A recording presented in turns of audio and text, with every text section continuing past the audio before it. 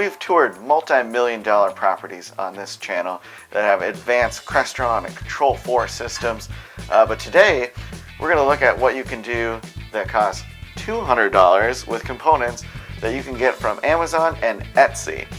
We're back at Vince's place and he's going to do a deep dive on his dashboards.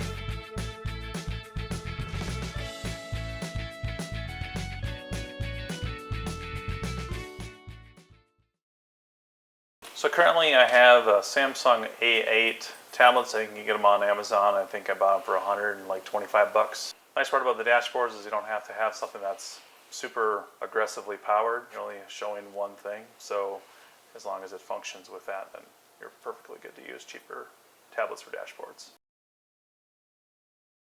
Currently with these, I bought these mounts off of Etsy.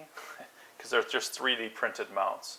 So you can get them in any color. And there's a couple of people on there, you just specify what tablet you're using, and they just basically 3D print it for you to use. So it works out pretty good. They look pretty professional. I have 3 total of the tablet dashboards in the house. One of them, this one basically is a false wall, and it basically goes through as there's an outlet on the other side. The other 2 are electrically wired into the light switch that they are above. With the tablets, I'm using Action Tiles.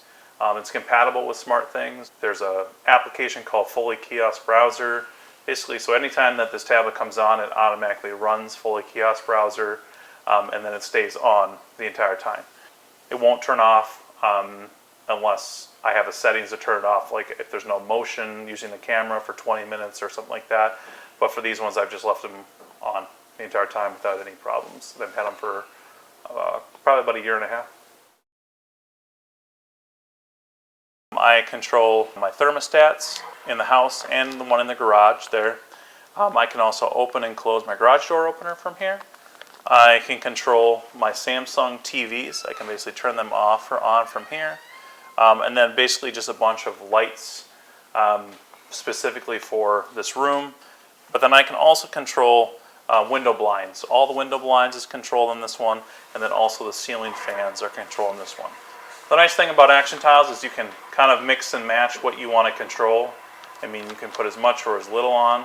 I like it to keep it as like a one page. It doesn't scroll down, up or down. It's just basically what's on this page. But if you want to add more devices and scroll down on it, you could add as many devices as you physically have in your home.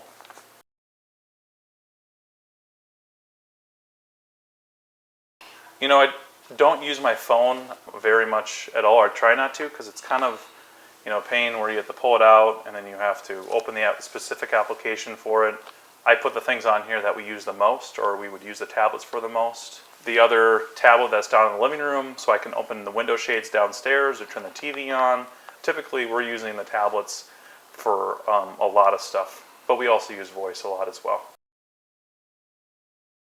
Once you connect up to SmartThings and you add all the devices in, a dashboard like this where it's just about 25 to 30 devices, it maybe take you maybe 30 minutes to an hour.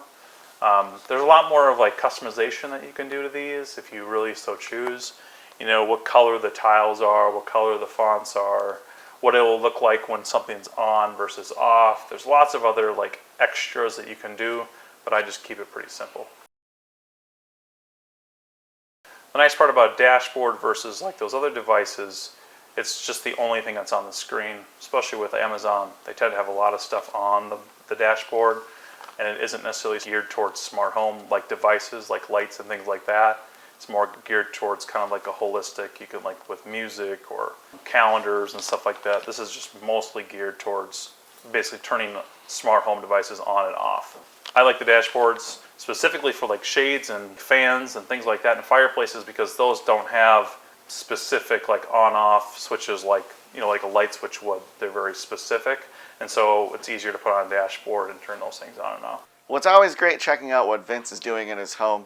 Check out this tour on screen, see everything else he's got going on in this incredible smart home.